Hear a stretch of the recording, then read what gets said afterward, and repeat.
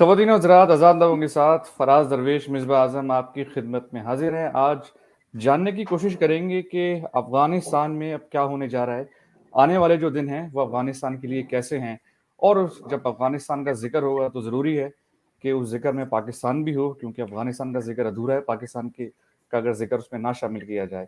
اب یہ ایک ایسی جوڑی ہے جو چاہتے ہوئے یا نہ چاہتے ہوئے بھی بن چکی ہے۔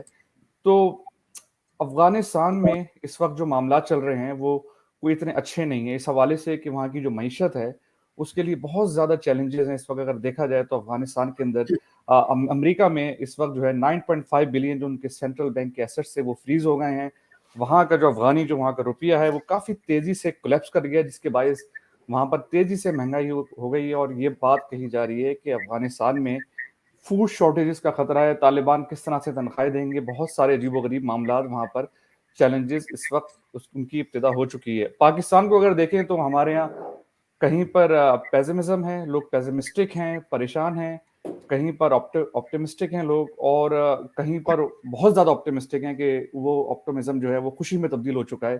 اور خوشی شاید طالبان کی فتح سے زیادہ اس بات کی ہے کہ اشرف غنی صاحب اور امر اللہ صالح کی شکست ہو گئی ہے، ہندوستان کی شکست ہو گئی ہے، کابل میں ہندوستان کا کوئی رول نہیں رہا۔ وہ ساری جو کانسولیٹس تھیں جس سے پاکستان میں یہ بلیو کیا جاتا ہے کہ ہندوستان انسرجنسی کرا رہا تھا پاکستان کے اندر، تو وہ سب کے سب جو ہے معاملات فارغ ہو گئے ہیں۔ تو لہٰذا کچھ خوشیاں جو چھوٹی چھوٹی خوشیاں ہیں وہ سیلیبریٹ ہو رہی ہیں، لیکن یہ خوشیاں کب تک خوشیاں رہیں گی، یا یہ خوشیاں آگے چل کے پریشانی میں اور فکر میں تبدیل ہو جائیں گی؟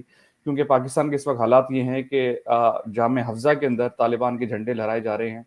پاکستان میں 2 دن پہلے چائنیز سٹیزنز کے اوپر حملہ ہوا، پاکستان کے نیشنلز کے اوپر حملہ ہوا، ٹی ٹی پی کے جو کچھ کمانڈرز تھے وہ ریلیز ہو گئے ہیں اس وقت افغان جیلوں سے۔ تو اس میں جاننے کی کوشش کریں گے کہ دونوں ممالک کے لیے آنے والے دن کیسے ہیں۔ جو پہلے شروع کے 10 منٹ ہیں وہ انگلش میں ہوں گے، اس کے بعد پھر ہم اردو میں گفتگو کریں گے، اور میرے ساتھ موجود ہیں مائیکل کوگلمین، آپ ڈپٹی ڈائریکٹر ہیں at Wilson Institute of South Asia programs اور ایکسپرٹ ہیں ساؤتھ ایشیا کے۔ اس کے ساتھ ہمارے ساتھ موجود ہیں کامران بخاری صاحب، کسی تعارف کے محتاج نہیں، آپ کے شکر گزار ہیں کہ آپ نیا دور کو وقت دیتے رہتے ہیں، دفاعی اور خارجہ امور کے ایکسپرٹ۔ اس کے ساتھ ہمارے ساتھ موجود ہیں نیہا انصاری صاحبہ، جو کہ خارجہ امور کی اور دفاعی معاملات کی ایکسپرٹ ہیں۔ So Michael, let me begin with you.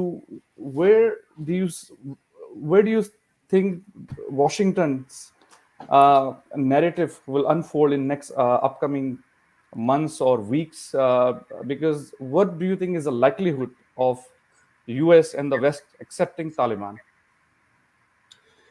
Well, I think that the U.S. is going to take a position that many other countries will take, and that's to watch and wait and see how things play out. I think some of the early signs that the Biden administration will be looking at with this new Taliban government is the extent to which it is actually willing to share power with some non-Taliban leaders. If this is a government that's 100% Taliban without anyone, even a few non-Taliban leaders in it, that would certainly be problematic.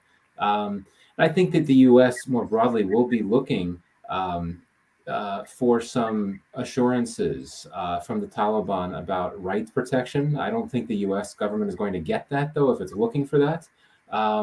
But I think that for the U.S. and many other countries in the West, the bar for recognition of the Taliban will be much higher than it will be for a number of other countries, particularly some key regional actors like Russia and China, which I think would just be looking for certain assurances about security, particularly in terms of commitment from the Taliban to deal with terrorist threats that are concerning to these countries, such as ISIS for that matter. Right. But I think with the U.S., it's given some early indications that it's essentially sanctioned this new government in Afghanistan, which hasn't formally taken over yet, by cutting off access to Afghan foreign reserves and things like that. It certainly is one way to go, but I think the risk of that is that you imperil the economic security of Afghans who are already struggling with incredible amounts of economic stress. But my view is that I would be very surprised if the U.S. government were to recognize this Taliban government, even though, for many months, the administration officials have been saying that if the Taliban seizes power by force, it will not give legitimacy to that government. Well, the Taliban theoretically did not seize power by force. Power was essentially handed to it by this outgoing previous government, which suggests that theoretically the U.S. should recognize this new regime, but it's not going to go that path. At the very So, least, it's going to wait and watch. Michael, I mean, if you see the look at the U.S. media and the talks of policymakers in U.S., many of them are actually blaming Pakistan. So, if things go wrong, I mean, what type of pressure do you see can build up on Pakistan? I don't really see that many. I don't really see that much blame going to Pakistan from official Washington at this point. I think the focus is on the crisis on the ground, the humanitarian crisis, and getting Americans out and getting Afghans out that need to get out.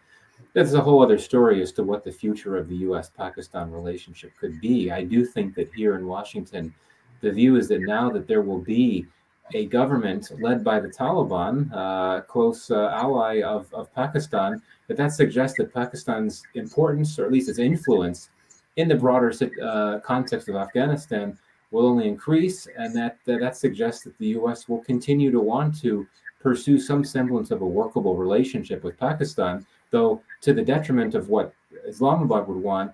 The U.S. will continue to look at its relationship with Pakistan through the lens of Afghanistan. I think that will be Right. the case for quite And some that time. has been the case. Misbah Sahab, I think you have a question. Yeah, Mike, how you see it? What is going to happen with President Biden's? This pressure is building up, especially from the American right. Like a Fox News I was watching, and like every single person coming and blaming President Biden for all this thing.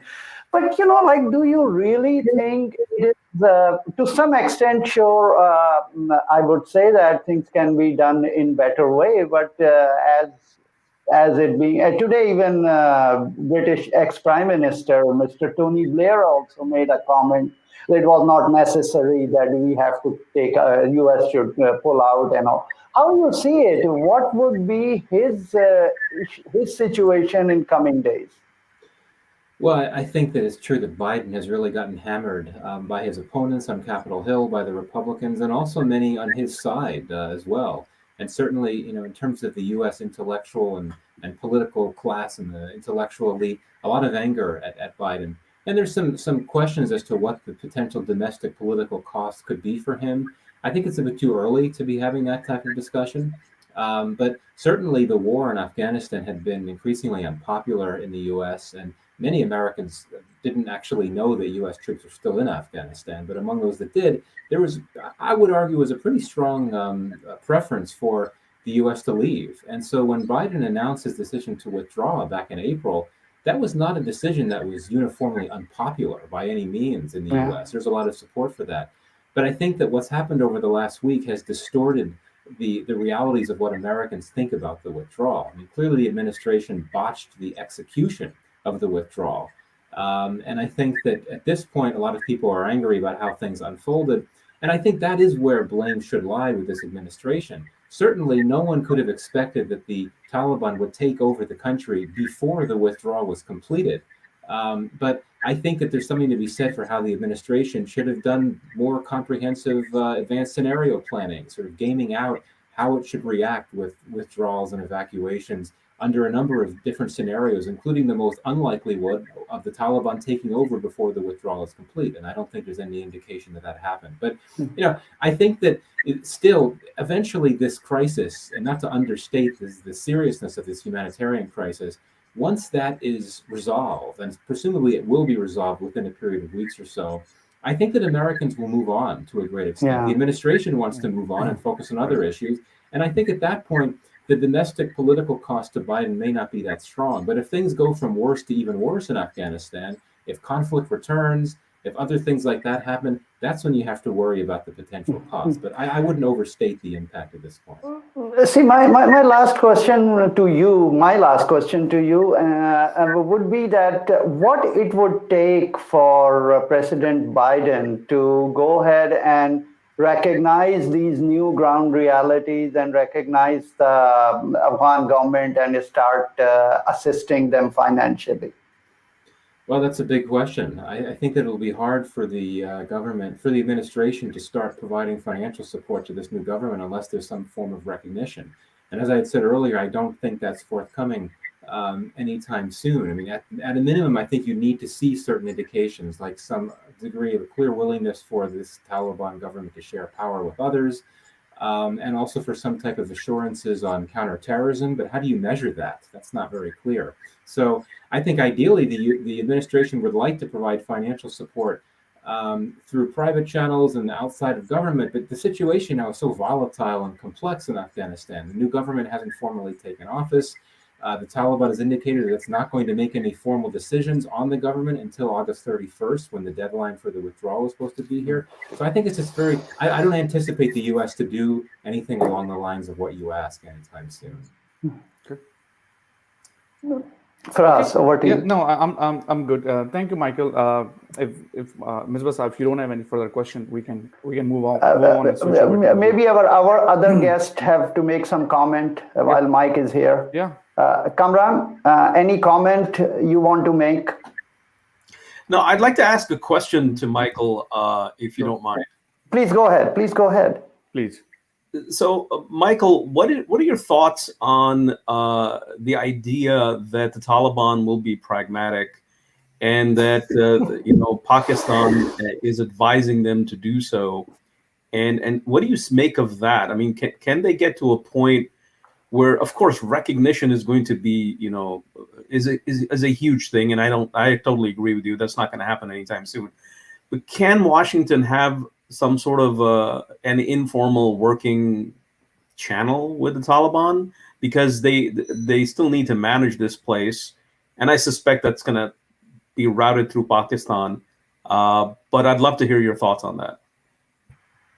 Yeah, great question. I'd be curious to hear your take on that as well, Kamran. But I think the answer is clearly yes. I mean, there's indications that even now the two sides, the administration and Taliban officials, have been in communication in order to deal with the airport crisis. There's been communications between the two sides. That's quite clear.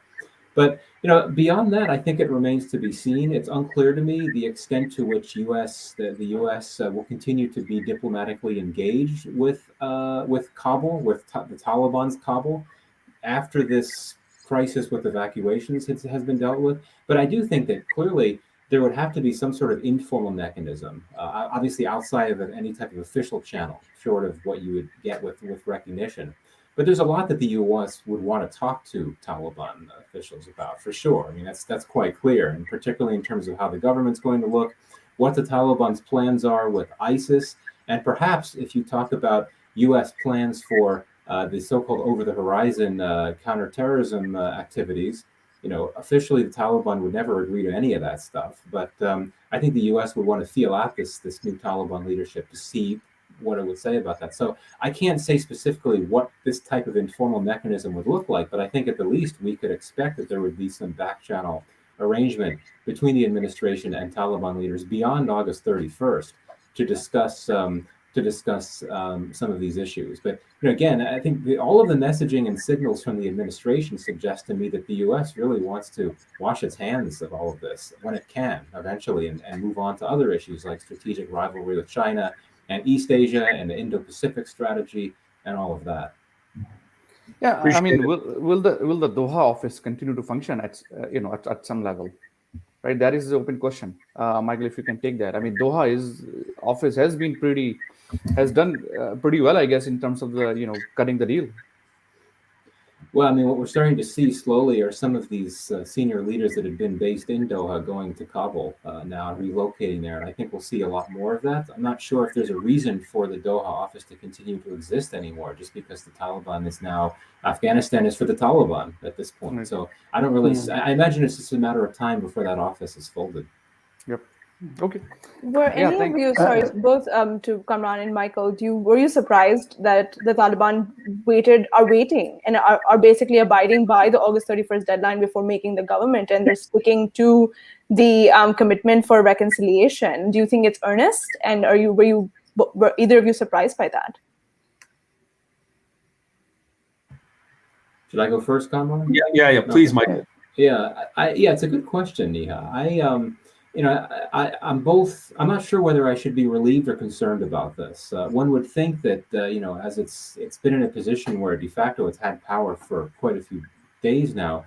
Why wait? Why not move forward now? It's almost like there's reason to worry that it's going to do troubling, problematic things after the withdrawal is over and the U.S. forces have gone. Even though I think there's a good chance, I should say, that some U.S. troops will stay on beyond August 31st. I think there's a pretty good chance of that to continue to help with the airport crisis. But I am a little concerned about that. There's been no good reason given by the Taliban for why they want to wait until the 31st. So I'm a bit concerned, but I don't have enough information. But there's nothing new with that. The Taliban frequently doesn't give much information to accompany its decisions and its views.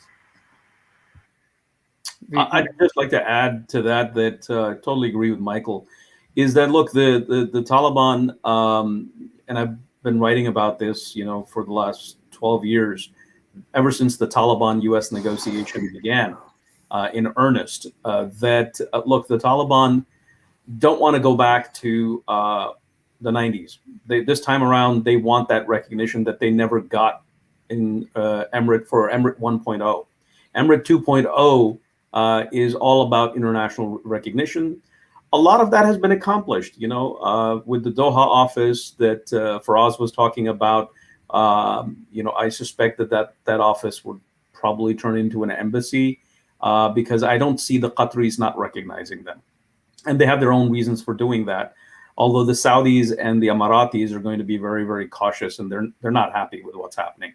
But I think that the Taliban are playing nice to the extent that it is possible for them. They can't be too pragmatic because then they lose the core of their movement, which is ideological. The last thing they want is competitor groups or factions or a breakdown. This is a moment of crisis and opportunity for them. If they don't manage this well, they risk losing people.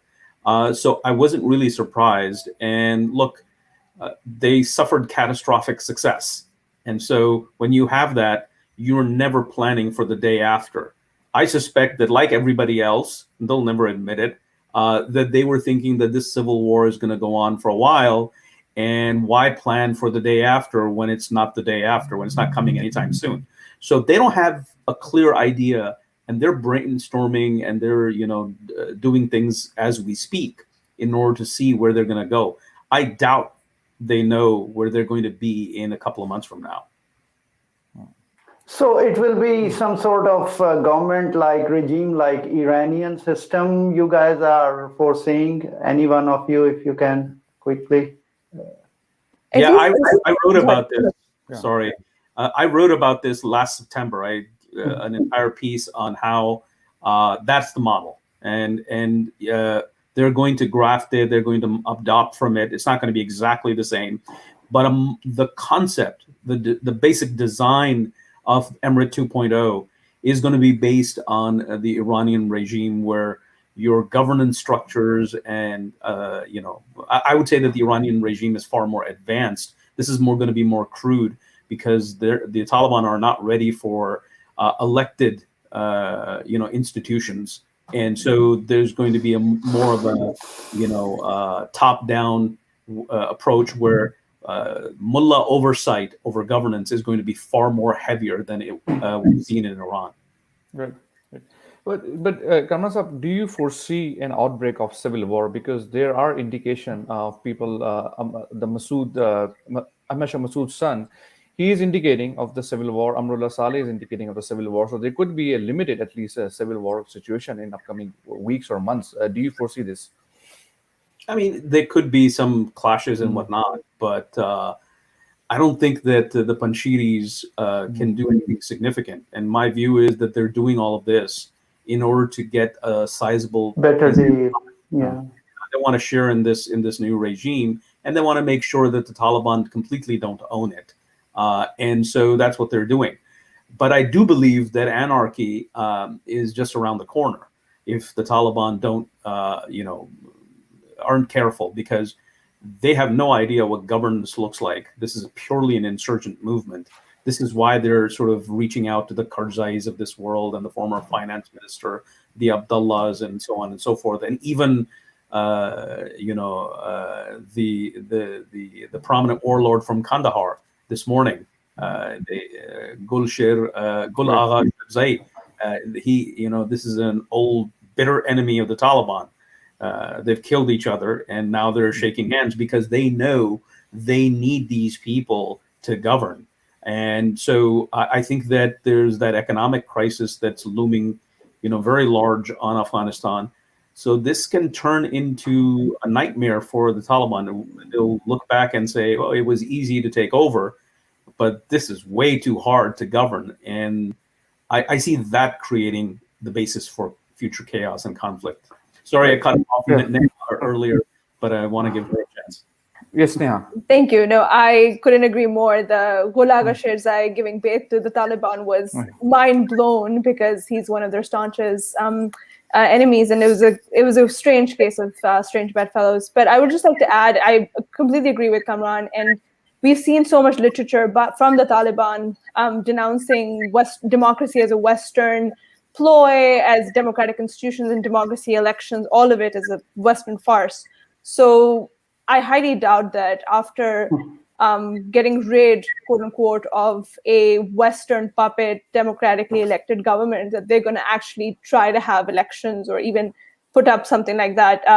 Even if the West and NATO and the United States use that as a condition for recognition, I highly doubt that they're going to go back to that. I think it's going to be an Iranian model, but a crude one, as Kamran pointed out. Yeah, but there is one thing, Neha, that even in Pakistan, generals talk like that democracy is a Western thing and these kind of thing. But why Pakistan does not have these mullahs taking over power? Because there is some sort of a civil society is created, and Americans, if they don't do anything, at least they did one thing for sure, that Afghanistan has a vibrant, I don't know, I should say vibrant, but at least there is a civil society created. I mean, the thing is that, and I could put myself in their shoes if I born in this type of system, no matter I hate their corruption and all that. But, I want to have my freedom, and how you can, how they can silence those voices. They will have to be overtly brutalizing everybody to do it. Otherwise, they have to slowly open up. I don't know if anybody in the panel can make comment on this. I would like to just maybe point to our own example of SWAT. I mean, we saw that SWAT was so brutal. There were bodies hanging in the squares and the roundabouts. Like it was, and SWAT is known for its politically vibrant, extremely politically conscious society. And they just were under the Taliban boot, sadly. And the atrocities really can take a toll. And we've seen something similar in Afghanistan, that all the diaspora, their doctors, their lecturers, their Illuminati is on trying to get out. So I don't know. I mean, yes, this Taliban is more tech savvy, they're more media savvy. They are trying to. It's a 2.0. They're trying to at least say that please stay back. We want you to for Afghanistan to be politically successful, economically successful. But yeah, so I don't have a good answer to say. But sorry, go ahead, Faraz. Sorry, Neha, sorry to cut you off. Let me ask a very last question to Michael before before he leaves. So, Michael, last question, which many of our Pakistani friends like to listen to and hear your thoughts on. What is the India factor? I mean, do you see any role of India in Afghanistan? Well, of course, if you ask that to Islamabad, the answer would be absolutely, and it's going to be even worse than before. I think India is in a tough spot. It's been dealt a pretty significant strategic blow. Not only is it looking at the reality of the Taliban taking power in Afghanistan, but it's looking at the prospect. So I don't overstate this. It's a possibility. It's not a certainty of its top rivals being in a better position to engage in Afghanistan, looking at Pakistan, looking at China, looking at Russia, which has seen its relationship with India lose a fair amount of its momentum in recent years. India, I think, was very late in reading the writing on the wall and recognizing the importance of engaging with the Taliban.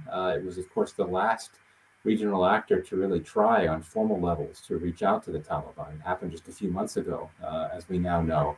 And I think that Of course, there was no guarantee that had New Delhi tried to launch a formal channel of communication with the Taliban months ago or even years ago, there's no guarantee that it would have been successful. There's no guarantee that the Taliban would have responded.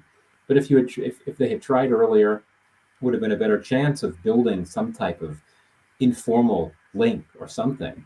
But as a result, since India did not do that and chose not to try to engage with the Indians until the last minute, India finds itself in a position where it's going to lack the leverage. I don't say the leverage, but the influence and the options that so many of the other countries in the region will have with this new Taliban government. So India is really behind the curve. And, it's an irony. India had been, I think, Afghanistan's closest partner of all the regional players ever since the end of 2001, when you had the first non-Taliban government after the Bonn conference. But now the India-Afghanistan relationship is in a really tough spot, and it's really unclear. It's not going to be a formal relationship for quite some time. You won't see India recognize the Taliban regime. And I think for India, what it could try to do, it's not going to do anything, I think, in the coming weeks and months until it has a better idea of how things are going to play out. I imagine it's going to have to. It's going to have no choice but to try to engage with the Taliban again, to try to be in a better position to see if its interests will be safeguarded. But it's going to be very concerned about the Pakistan factor for now. But I think that India has a lot of equities and assets, investments in Afghanistan over the years. It's going to want to do everything it can to ensure the safety and security of those assets. But beyond that, I don't know what it can do. And of course, the covert game, the whole issue of India-Pakistan proxy conflict or the risk of that, well, there may be less of a chance of that now that, at least for now, the war has ended in Afghanistan and you have the Taliban government in power. But certainly given the dynamics of the India-Pakistan relationship, I think that India it's going to do what it feels it has to do to safeguard its interests, including if it's not in a position to do so through having some semblance of a relationship with the Taliban. But bottom line, India, I think, is really going to be left on the outside looking in when it comes to Afghanistan in the Taliban era. Thank you, Michael. Thank you so much for joining. Audience, will switch over to Urdu, and we are getting lots of comments. And Kamran Sahab, I will start with you. کہ کچھ عرصے پہلے کامران صاحب جب ہماری آپ کی گفتگو ہو رہی تھی تو ایک بات یہ ہو رہی تھی کہ جی پاکستان کو اس وقت کوشش کرنا چاہیے کہ جو سٹنگ گورنمنٹ ہے اشرف غنی صاحب کی, ان سے بھی کچھ بریجز بلڈ کرنے چاہیے. وہ تو معاملہ اب لگتا ہے شاید اس کی اب اتنی ضرورت ہی نہیں ہے, وہ تو اب معاملہ بالکل الگ ہی ہو چکا ہے. لیکن اب جو حکومت بنے گی اس کے اندر پاکستان کو کس طرح بیہیو کرنا چاہیے؟ کیا ایک ہی طرف طالبان کی طرف ہی جو ہے جھکاؤ رکھنا چاہیے, یا جو براڈر جو حکومت ہے اس کو بنانے میں ہے, جو کہ لگ رہا ہے کہ پاکستان اب کر بھی رہا ہے, لیکن جو کچھ جو فیکشن جو اس وقت آؤٹ ہیں ان کو بھی اگر وہ شامل ہو جائیں تو پاکستان کو اب کس طرح, مطلب کیا پالیسی پاکستان کی ہونی چاہیے؟ کیونکہ پاکستان کے لیے ایک طرح سے لوگ کچھ خوشیاں منا رہے ہیں کہ جی بڑی اچھی بات ہو گئی, لیکن ایک خطرے بھی ہیں پاکستان کے لیے بہت زیادہ, کیونکہ ہمارے ملک میں ایسے لوگ موجود ہیں جو کہ ایکٹیویٹ ہو جاتے ہیں, جن کو بڑی حوصلہ افزائی ہوئی ہے کہ جی دیکھیں یہ تو معاملہ بڑا حل ہو گیا ہے اور جھنڈے جس طرح آپ کو نظر آنا شروع ہو گئے ہیں, تو یہ خطرے کی بات ہے. تو پاکستان کے حوالے سے کچھ گفتگو کیجیے گا. آپ میوٹ میں کرنا صاحب. سوری جی فراز, دیکھیں جب پہلی گفتگو جو ہو رہی تھی جس کا آپ نے حوالہ لیا, وہ اس وقت کے حالات ڈفرنٹ تھے. اس وقت ہم میں سے کوئی بھی یہ نہیں سمجھ رہا تھا کہ آپ جو ہیں وہ اتنا جلدی کولیپس دیکھیں گے یہ افغان ریاست کا. یہ سٹننگ ہوا ہے, اور اس کے اوپر مائیکل سیمپل کا بہت اچھا مضمون ہے آئرش ٹائمز میں آج, تو اس کو دیکھنے کی ضرورت ہے. بہت ہی وہ تفصیل سے انہوں نے بیان کیا ہے کہ وہ جو 8-10 دن میں جو اپنا شیرازہ بکھرا ہے وہ کن وجوہات کی بنا پر بکھرا ہے. تو اس میں اگر آپ دیکھیں تو وہ اس وقت کا تو وہ کیلکولس تھا, لیکن اس وقت بھی میرا آئیڈیا یہ تھا کہ دیکھیں اگر یہ جو ریاست ہے اس کو برقرار رکھنے میں, یا اس کو کم از کم جو ہے اس کا بیشتر حصہ برقرار رکھنے میں پاکستان کا مفاد ہے, کیونکہ آپ کو ورنہ یہ ہے کہ طالبان ڈومینیٹ کریں گے. اب پرابلم یہ ہے کہ پاکستان کی ریاست کے اندر اور معاشرے کے اندر دو قسم کے جنرل ویوز پائے جاتے ہیں. ایک وہ ویو پوائنٹ ہے کہ اچھا یار طالبان جو ہے وہ پرو پاکستان ہیں, لیکن جو ہے وہ یا کم از کم جو ہے نا وہ پرو انڈیا نہیں ہے. تو یہ کہنا کہ وہ کتنے پرو پاکستان ہے یہ وقت بتائے گا. لیکن اس میں بھی کمران صاحب, سوری ٹو انٹرپٹ, یہ تاریخ جو ہمیں بتاتی ہے، یا ملا عبدالضعیف کی جو کتاب اگر پڑھیں، یا 90s کی بھی تاریخ بتاتی ہے، جس طرح ہمارا آپٹیمزم ہے کہ وہ ہمارے ہیں اور ان سے ہمارے بڑے قریب قربت ہے، وہ قربت تو شاید 90s میں بھی اتنی نہیں تھی جتنی ہمارے یہاں ایڈورٹائز کی جاتی تھی.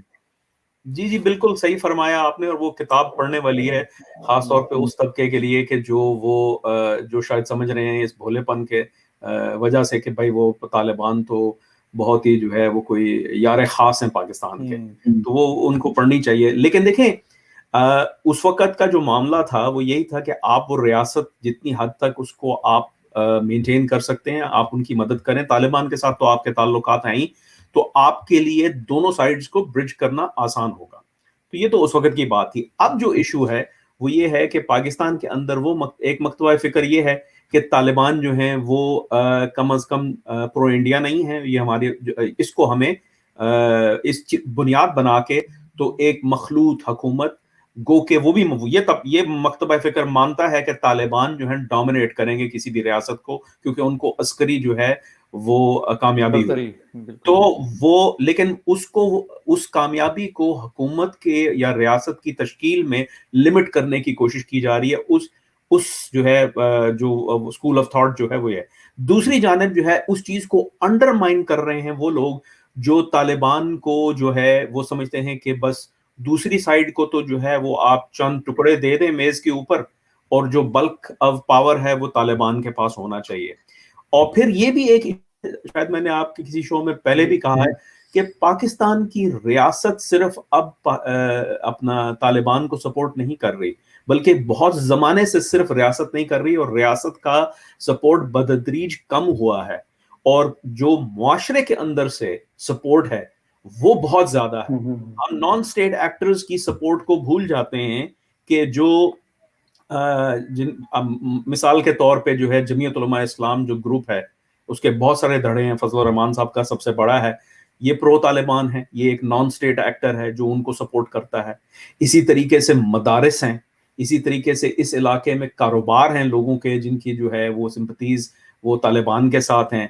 پھر معاشرے کے اندر جو ہے طالبان کے لیے جو اب ان کو ہم کیا وہ ایکسٹریمسٹ ہیں یا الٹرا کنزرویٹو ہیں یہ ایک بحث ہے.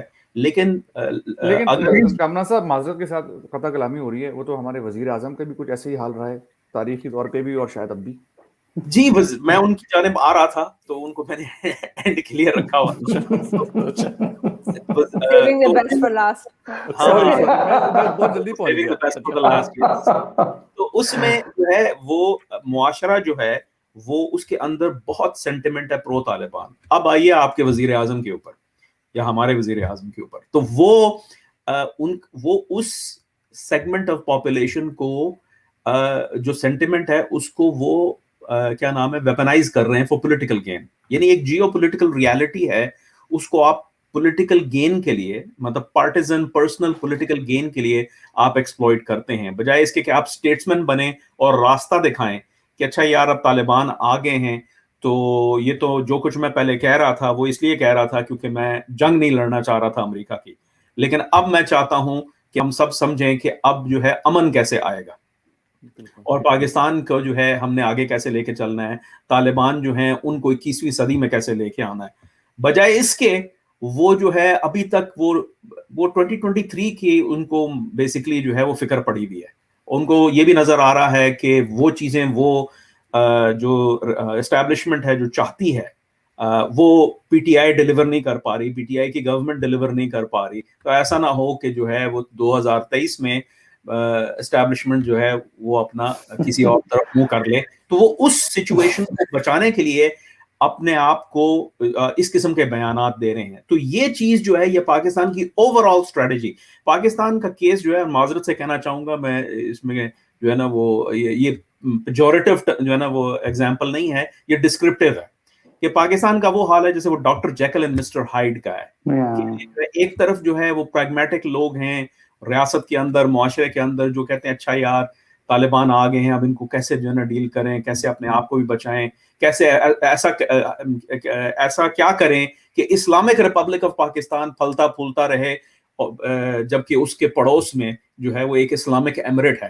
تو یہ کیسے چلے گا؟ دوسری جانب وہ لوگ ہیں جو بس وہ مذہب اور نیشنلزم اور اینٹی امریکنزم کے چورن پہ آئے ہیں, اور وہ لوگ جو ہیں وہ بیسکلی وہ پونڈ کو مزید جو ہے وہ پراگندا کر رہے ہیں, اس کو جو ہے وہ کیا نام ہے کنٹامنیٹ کر رہے ہیں. اچھا, میں کامران صاحب ایک اور بھی ابھی انٹرسٹنگ ڈیولپمنٹ ہوئی ہے پاکستان کے حوالے سے بھی اور میں نیبرنگ ایران کے حوالے سے بھی. ابھی جس وقت یہ پوری چیزیں انفولڈ ہو رہی تھی اسی وقت محرم کا مہینہ آ گیا, اور یہ پریڈکشن تھی کہ شاید اس دفعہ جو وہاں پر جو شیعہ جو رسومات ہوتی ہیں وہ بالکل نہیں ہو سکیں گی. وہ ہوئیں, بڑے زور و شور سے ہوئیں, اس کو پروٹیکشن دی گئی, اور پاکستان کی جو شیعہ کمیونٹی ہے وہ جو کہ ہمیشہ طالبان کے خلاف رہی تھی, اس میں اب ایسی تقاریر سننے کو ملی جو کہ طالبان کے حق میں تھی. تو یہ تو بالکل ایسا لگتا ہے کہ کچھ 2.0 نہیں, شاید یہ طالبان 3.0 دیکھ رہے ہیں ہم لوگ. جی وہ بہت سوفسٹیکیشن ہے, اور اس کی وجہ ہے, ایک تو یہ ہے کہ طالبان کبھی بھی ایران کو ناراض نہیں کرنا چاہے گا. ایران کی مدد کی ضرورت ہے, ایران نے بہت پیسہ دیا ہے, اسلحہ دیا ہے, لاجسٹیکل سپورٹ, انٹیلیجنس سپورٹ دی ہے. جو اس وقت اسلامک ریولوشنری گارڈز کور قدس فورس کے کمانڈر ہیں اسماعیل غنی, جنہوں نے جو ہے وہ قاسم سلیمانی کے جانشین ہیں, ان کا پورا کام افغانستان کے اوپر تھا. قاسم سلیمانی اور ان کے لوگ جو ہیں وہ مشرق وسطیٰ پہ کام کر رہے تھے, یہ افغانستان پہ کام کر رہے تھے. تو اس کی وجہ ہے. پھر یہ دیکھیے کہ طالبان کی اپنی جو انسرجنسی کی جو ملٹری سٹرکچر ہے, اس میں یہ انٹیلیجنس رپورٹس ہیں کہ بہت سارے جو ہزارہ شیعہ لوگ ہیں ان کو کمانڈ پوزیشنز دی گئی اپنے علاقوں کے اندر طالبان کی جانب سے. یہ میں اب یہ چیزیں تو فیکٹس ہیں مور اور لیس, لیکن میرا اپنا تجزیہ یہ ہے کہ یہ سارا کچھ IRGC-QF کی جو ہے انفلوئنس کی وجہ سے ہوا ہے. اور ظاہر ہے پھر اگر ایسا سلسلہ چل رہا ہے تو حکومت آنے کے بعد یا کم از کم برسر اقتدار آنے کے بعد محرم کا آنا, تو اس میں پھر یہی ہونا تھا نا. پھر انہوں نے یہ تو نہیں کرنا تھا کہ لوگوں کو روک دینا یا پٹائی لگانی یا 1.0 والا مظاہرہ کرنا بیٹھ کے, جو انہوں نے اس زمانے میں کیا. تو یہ اس کو کہتے ہیں پولیٹیکل لرننگ, اس کو ماڈریشن نہیں کہتے. یہ بڑا ضرورت ہے اس چیز میں تفریق کرنے کی کہ یہ ماڈریشن یا جو ہے وہ ایڈیالوجیکل تبدیلی نہیں ہے, ابھی بھی وہ ایڈیالوجیکلی وہی ہیں. یہ بیہیویئرل ٹرانسفارمیشن ہے ٹیکٹیکل لیول کے اوپر, تاکہ جو ہے جو ان کا اسٹریٹجک گول ہے اس کے راستے میں رکاوٹیں نہ آئیں. Charm offence basically. مصباح صاحب آپ کے کچھ سوالات ہیں؟ نہیں, میں چاہوں گا کہ نیہا سے ذرا یہی کوشچنس کا تھوڑا سا ان کا بھی آپ انپٹ لیں, تو پھر اس کے بعد میں آؤں گا ذرا سا میرے پاس. یہ بھی چیز ایڈ کر دیجیے گا کہ جو سب میں بڑا جو ایک خدشہ ہے انٹرنیشنل کمیونٹی کو بھی اور پاکستان کو بھی, کہ وہاں پر خواتین کے جو حقوق ہیں, خواتین کا جو رول ہے, وہ اس کو لمٹ کرنے کی بات ہو رہی ہے. کہ جی وہ ابھی تک دیکھیں طالبان کے جتنے بھی انٹرویوز ہیں ان سے پوچھیں جب خواتین کے حوالے سے, تو ان کا بڑا ایک ابہام بھرا جواب ہوتا ہے. وہ یہ ہوتا ہے کہ جی وہ تو اسلامی جو طریقے ہیں اور اسلام میں جو رول ہے اس کے مطابق ہوگا. اب وہ کیسا ہوگا, کون سی فقہ ہوگی, کیسی ہوگی, کس طرح ہوگا, یہ تو سوالیہ نشان ابھی باقی ہے. جی بالکل. آپ نے دیکھا کہ جب پریس کانفرنس ہوئی تھی, I forget ان کا کیا نام تھا, ذبیح اللہ, جو پہلے کسی نے کبھی دیکھا نہیں تھا ان کو, ذبیح اللہ مجاہد, اور جو شاہین صاحب کی بھی اگر آپ دیکھیں انٹرویو اس میں وہ یہی کہتے ہیں کہ جی اسلام کے جو ہے اصول کے مطابق ہوگا. وہ کیا ہوگا, وہ اس کے آگے وہ کوئی اس کی کوئی جوابات, کوئی ایکسپلینیشن نہیں دی جاتی, کیونکہ میرا خیال ہے وہ یہی بات ہے نا, یہ ابھی بھی یہی سوال ہے کہ وہ کس کا انتظار کر رہے ہیں, کیا بات چیت ہو رہی ہے, کیا مذاکرات ہو رہے ہیں بیہائنڈ دا سینز. تو یہ سب باتیں ابھی ڈیلیبریشنز چل رہی ہیں ان کے درمیان کہ آگے کیا ہوگا, کیونکہ وہ دیکھ رہے ہیں کہ ایٹ لیسٹ ویسٹرن میڈیا یا باقی جو بھی ماس میڈیا ان سے سوال کر رہی ہے, جو سب کی آنکھیں جو ابھی ہیں طالبان کے اوپر, وہ یہی ان کا ایک ہی نقطہ ہے جو ہے کہ جی عورتوں کے حقوق کیسے ہوں گے, ان کے ساتھ وہی 1.0 والا حال ہوگا کہ جی سب کو شٹل کاک برقعے پہنائے جائیں گے, یا وہ ان کا دائرہ صرف ان کا گھر ہوگا. لیکن یہ ایک آپ یہ دیکھیں کہ ان کی آپ اسٹریٹجی دیکھیں کہ انہوں نے دے ٹرائنگ ٹو کہ بوتھ سائڈز وہ رکھیں, کہ وہ چاہ رہے ہیں کہ وہ ایک کبھی کوئی کمٹمنٹ نہیں دینا چاہ رہے, اور وہ یہی دیکھیں گے کہ ان کی حکومت کتنی طاقتور ہے. وہ یہ دیکھیں گے کہ ریکنسیلیشن میں ان کا کتنا حصہ ہے, ان کی کتنی طاقت ہوتی ہے, اور اس کے بعد پھر وہ دیکھیں گے کہ اچھا اگر وہ دیکھیں گے کہ اگر وہ عسکری بہت طاقتور ہوں گے, وہ کمانڈ ہوگا ان کا پورا افغانستان کے اوپر, تو پھر وہ ان کی جو مرضی ہوگی وہ کریں گے, اور اس میں عورتوں کے حقوق شامل ہوں گے, اس میں موسیقی, اس میں ادب, جو بھی آپ کلچرل ایشوز دیکھ لیں اس پہ وہ پھر وہی کریں گے جو انہوں نے پہلے کیا تھا, یا اپنی مرضی کریں گے. لیکن اگر وہ دیکھیں گے کہ پولیٹیکل سچویشن اتنی پاورفل نہیں ہے ان کی سائڈ پہ نہیں ہے, تو پھر شاید وہ ہم کچھ نیا دیکھیں. لیکن ابھی بھی بہت پریمیچور ہوگا کچھ بھی پریڈکٹ کرنا. Sorry, basically it is all charm offense, like آپ نے کل سنا ہوگا عبد القہار بلخی کا جو ایک انٹرویو الجزیرہ نے کیا, وہ تو بالکل اسٹیٹس مین کی طرح بات کر رہے تھے, ہر چیز کا جواب تھا ان کے پاس. اور میں کامران صاحب کی بات سے فلی ایگری کرتا ہوں, نیہا کی بات سے بھی, کہ یہ سب جو ہے یہ عارضی ہے. لیکن اگر فراز آپ کی اجازت ہو تو میں سوال رکھنا چاہوں گا ڈاکٹر بخاری سے. کامران صاحب, I'm sorry, میرے ذرا گلے میں تھوڑا, مجھے کورونا نہیں ہوا ہے لیکن ذرا گلا تھوڑا, اور بے فکر نہیں, لگے گا بھی نہیں اگر ہو بھی گیا. ہاں نہیں, کسی کو لگے گا بھی نہیں اگر ہو بھی گیا. تو میں آپ سے ذرا, آپ نے ایک چیز کہی کہ جو ریاست ہے اس کا جو ہے اب تھوڑا کم ہو گیا ہے رول, کہ ان کی سپورٹ, طالبان کی سپورٹ. لیکن اگر آپ دیکھیے غور سے کہ جتنے بھی جو میڈیا کے جو لوگ ہیں, جو کہ ادر دین ان کو آپ ہٹا دیجئے جو کہ بہت ہی رائٹ ونگ ٹائپ کے جو ویسے ملا ٹائپ کے جو لوگ ہیں, ان کو تو آپ الگ کر دیں, لیکن جو دوسرے ہیں وہ بھی جو کوٹ اینڈ کوٹ جو کہ یوزول سسپیکٹس ہیں, جن کے اوپر یہ الزام ہے, جو کہ اللیجڈلی آلویز اسٹیبلشمنٹ کو سپورٹ کرتے ہیں, یا دیکھیے ریٹائرڈ جنرل صاحب ہیں ایک, یعنی ان کے بھی آپ اسٹیٹمنٹس دیکھیں سڈنلی بڑے سپورٹ میں چلے گئے. اب آج ایک بہت بڑے سوٹڈ بوٹڈ جرنلسٹ صاحب نے کہا کہ ساری عورتوں کو برقع پہنا دینا چاہیے, حجاب پہنا دینا چاہیے پاکستان میں. تو مطلب اس سے تو یہ لگتا ہے کہ ریاست کی سپورٹ ضرور ہے, لیکن ریاست بھی اس حد تک نہیں جانا چاہتی جس حد تک طالبان نہیں جانا چاہتے. ریاست بھی اندر سے تو سپورٹ کر رہی ہے, لیکن وہ اپنے پراگزیز کے تھرو سپورٹ کو فردر اسپریڈ کر رہی ہے. آپ کیا کہیں گے سر اس پر کامران صاحب؟ جی بہت اچھا سوال ہے. اس میں سمجھنے کی ضرورت ہے کہ جو اگر پاکستان کی ریاست نے اور میں سمجھتا ہوں کہ یہ مشرف انتظامیہ کے دور میں یہ پروسیس شروع ہوا تھا, کیونکہ پریشر بہت تھا, اور پھر یہ ہے کہ مشرف صاحب کے اوپر یہ جو ایکسٹریمسٹ عناصر ہیں انہوں نے حملے بھی کیے, اور وہ جو ہے جو جنرل مشرف تھے وہ ایڈیالوجیکلی جو ہے سیکولر تھے, تو باقی ان کے اپنے ایشوز تھے. وہ اگر طالبان کے مطلب انہوں نے کارگل میں نان اسٹیٹ ایکٹرز کو جو ہے ڈپلوائے کیا اور وہ کیا, وہ ایک جو ہے اسٹریٹجک ان کو ایسٹ سمجھتے تھے, لیکن ایڈیالوجیکلی ان کے ساتھ نہیں تھے. اور یہ سب سے بڑا میں سمجھتا ہوں پاکستان کا مس کیلکولیشن رہا ہے تاریخی طور پہ, کہ آپ دیکھیں اسٹریٹجک ڈیپتھ تاریخ بھری پڑی ہے, مطلب جب سے قومیں بنی ہیں وہ اسٹریٹجک ڈیپتھ حاصل کرتی ہیں. یہ اسٹریٹجک ڈیپتھ حاصل کرنا بذات خود کوئی غلط کام نہیں ہے, لیکن آپ ان کو کس کاسٹ پہ حاصل کرتے ہیں, کیسے حاصل کرتے ہیں, یہ سوال ہوتا ہے. پاکستان نے ان عناصر کے تھرو, چاہے وہ کشمیر کا جو نا بیٹل سپیس ہو یا افغانستان کا, اس میں ایسے عناصر کے تھرو اسٹریٹجک ڈیپتھ حاصل کرنے کی کوشش کی ہے جو پاکستان کی ریاست کو چیلنج کرتے ہیں ایڈیالوجیکلی.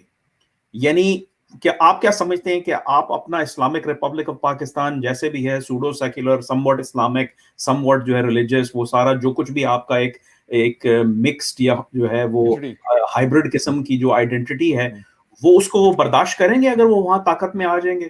وہ نہیں کریں گے.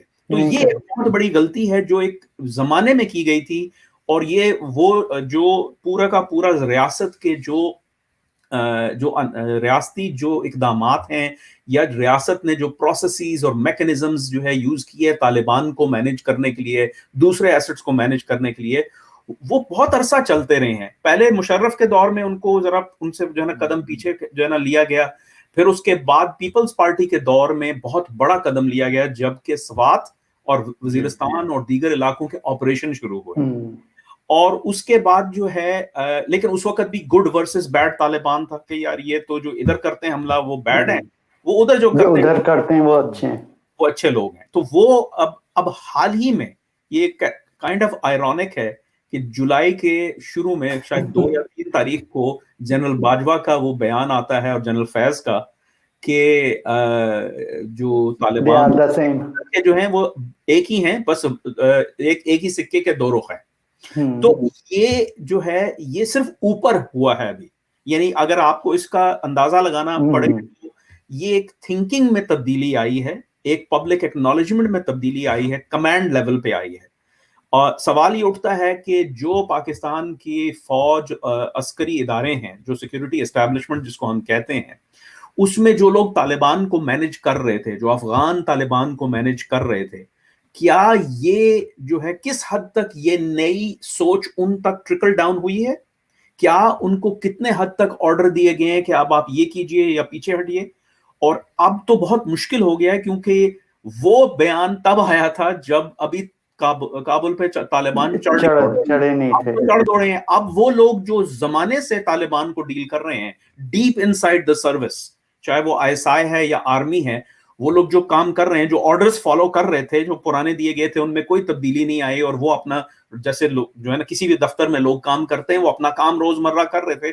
اب تو ان کی طرف سے بھی پش بیک آئے گا کہ بھائی آپ کیا کہہ رہے ہیں, یہ تو اب حکومت میں آ گئے, اب تو ہمیں ان کو سنبھالنا ہے, پہلے تو چلو ٹھیک تھا.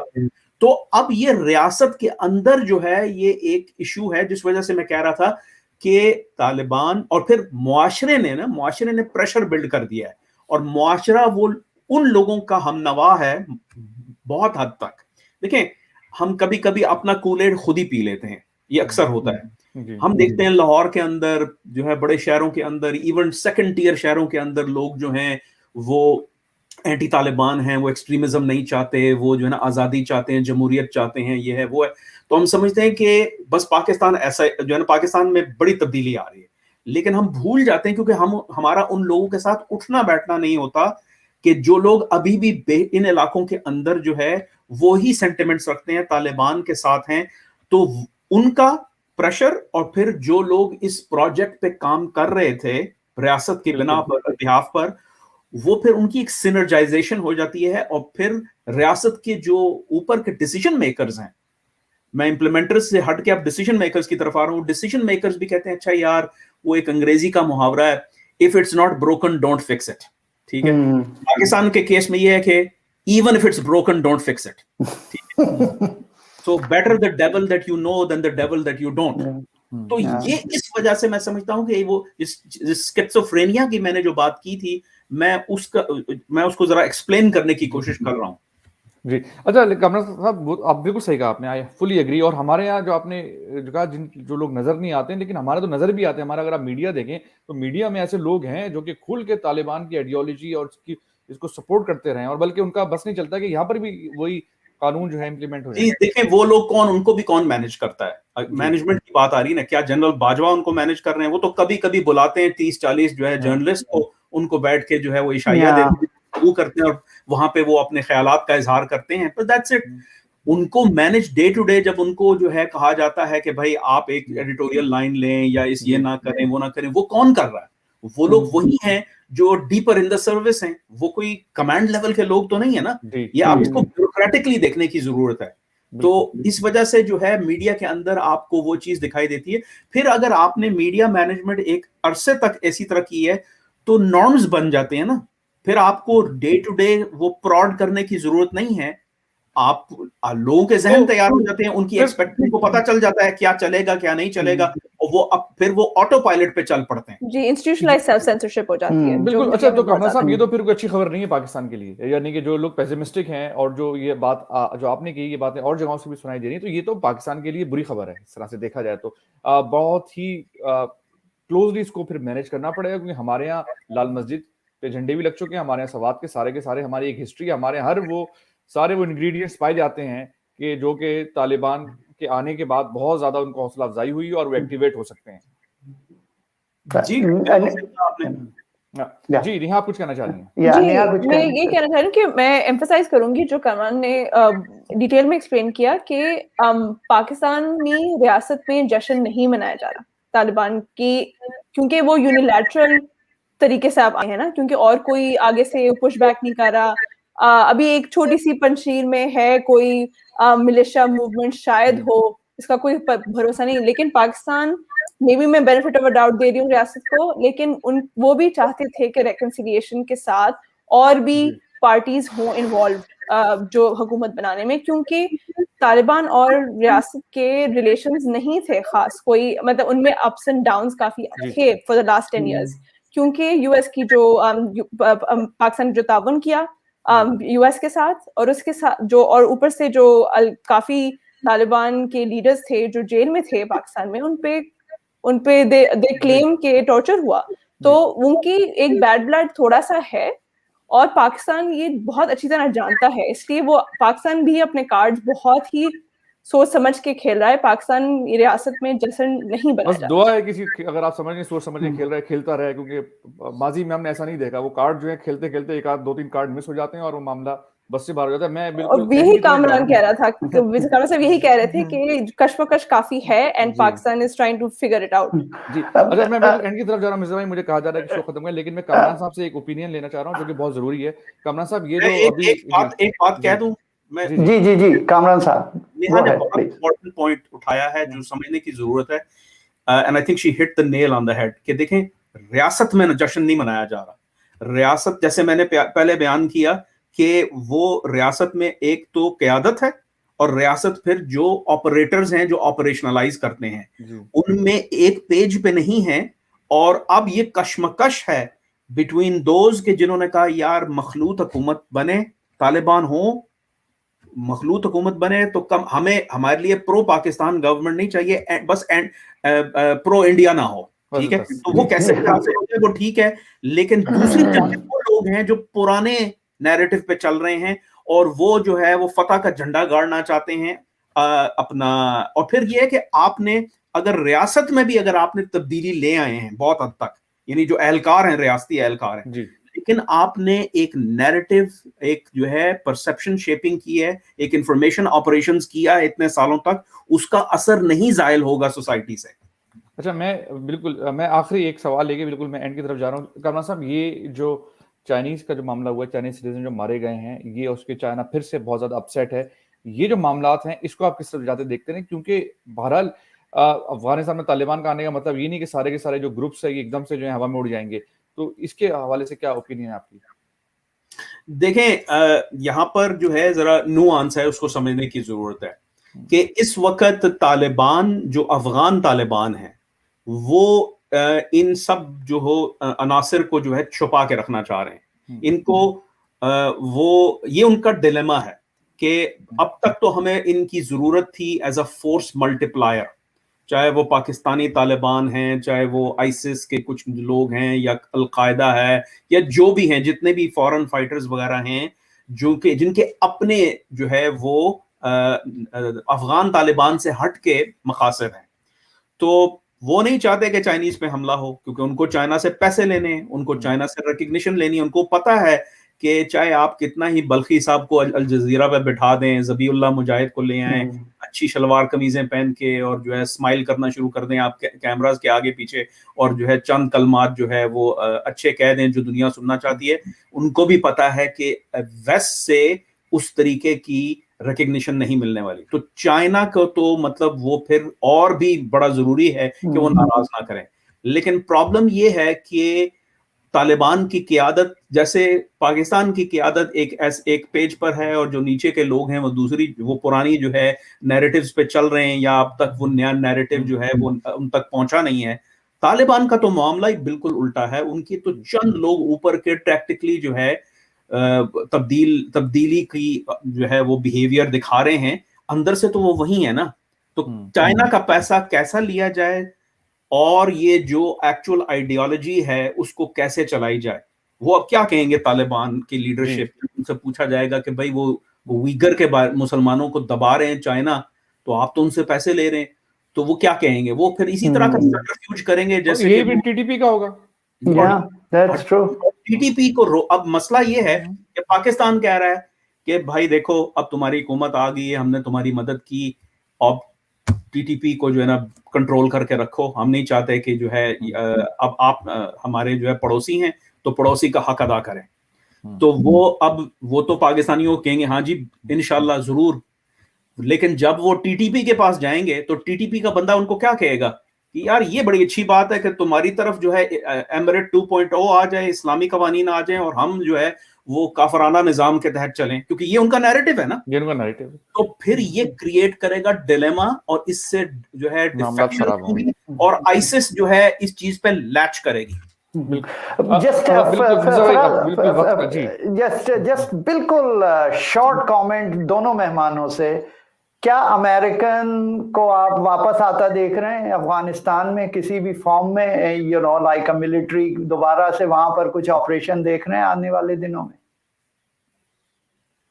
अगर कोई अमेरिका पे, अमेरिकी होमलैंड पे अटैक होता है शायद, लेकिन एटलीस्ट इस हुकूमत में मेरा नहीं ख्याल, बाइडन की हुकूमत में अभी मेरा नहीं ख्याल, क्योंकि ये इलेक्शन मिड टर्म्स में भी Afghanistan won't be a factor, मेरा नहीं ख्याल। ठीक है कामरान जी, मैं बिल्कुल इत्तेफाक करता हूँ नेहा से, सिर्फ ये ऐड करना चाहूंगा कि देखें इराक से 2011 में इससे बड़ी तादाद में अचानक जो है ना फोर्सेस पुल की गई थी, यहाँ चंद हजार लोग थे, वहां टेंस ऑफ थाउजेंड्स जिनको 2011 में मूव किया गया था, लेकिन जब आईसिस आई तो फिर 5000 फौजियों को वापस भेजना पड़ा।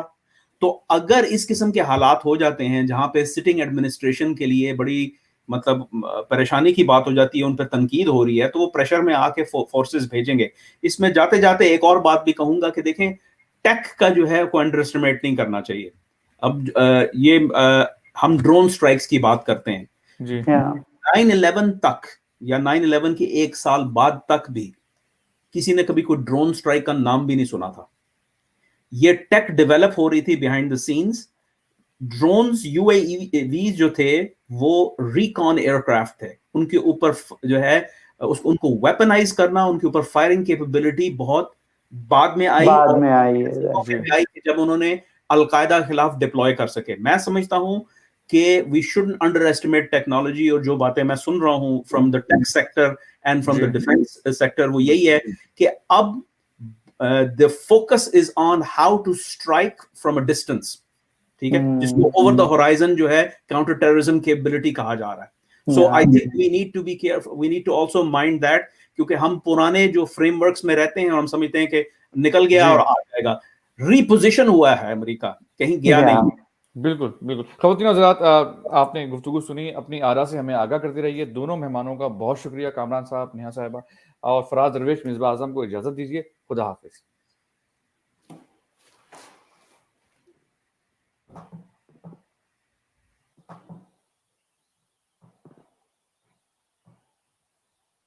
बहुत शुक्रिया, thank you so much. Thank you Neha.